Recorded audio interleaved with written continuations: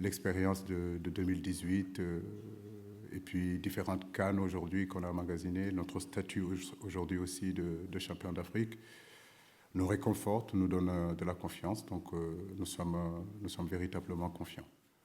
Nous sommes ce que nous sommes et je crois que nous devons rester ce que nous sommes. Nous avons des valeurs, nous avons une identité. Il ne s'agit pas de copier ce que les autres font, mais essayer d'avoir une identité, un style de jeu qui nous colle par rapport au prototype de joueur qu'on a, par rapport au style de joueur que nous avons. Donc on ne peut rien réinventer. Le style du Sénégal, tout le monde le connaît et j'espère que ce style-là, on continuera à avoir ce style-là qui nous va très bien. Donc il ne s'agit pas de recopier, mais surtout rester nous-mêmes. C'est un ensemble. Le football, c'est un ensemble. C'est des périodes dans un match où il faut être costaud défensivement. Il faut jouer dans les transitions, mais on a aussi de la qualité technique pour être aussi dans la possession. Je crois que c'est tous ces ingrédients-là qu'il nous faudra mettre, en tout cas dans ce match-là. Van Gaal est une référence mondiale. Je crois qu'on n'a plus à le présenter. Bien sûr, sa discipline, tout le monde le connaît, mais le football de haut niveau est fait de discipline et de rigueur.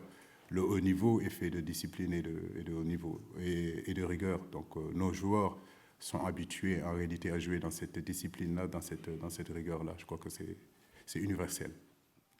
Il est difficile de remplacer Sadio Mané, mais effectivement, nous avons quelques soucis avec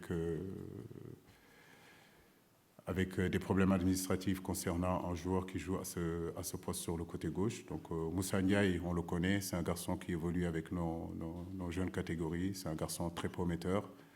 Et on a décidé de le faire venir et qu'il vienne nous rejoindre. Et je pense que c'est très bien pour lui et c'est très bien pour notre équipe nationale. Nous lui souhaitons vraiment la bienvenue.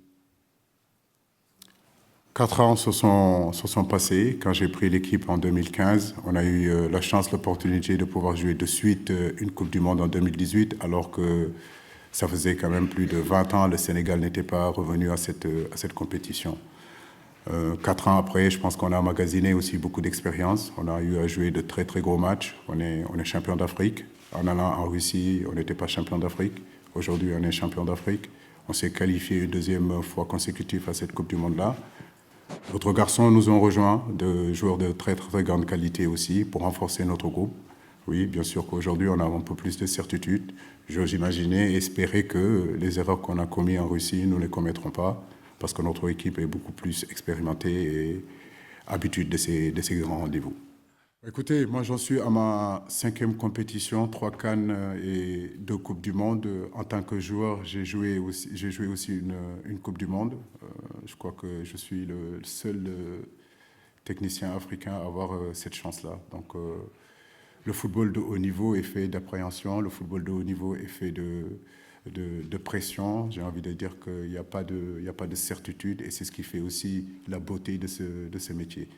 Mais à côté de ça, je crois que c'est une opportunité, c'est un privilège aujourd'hui d'être là. Nous sommes très heureux d'être là.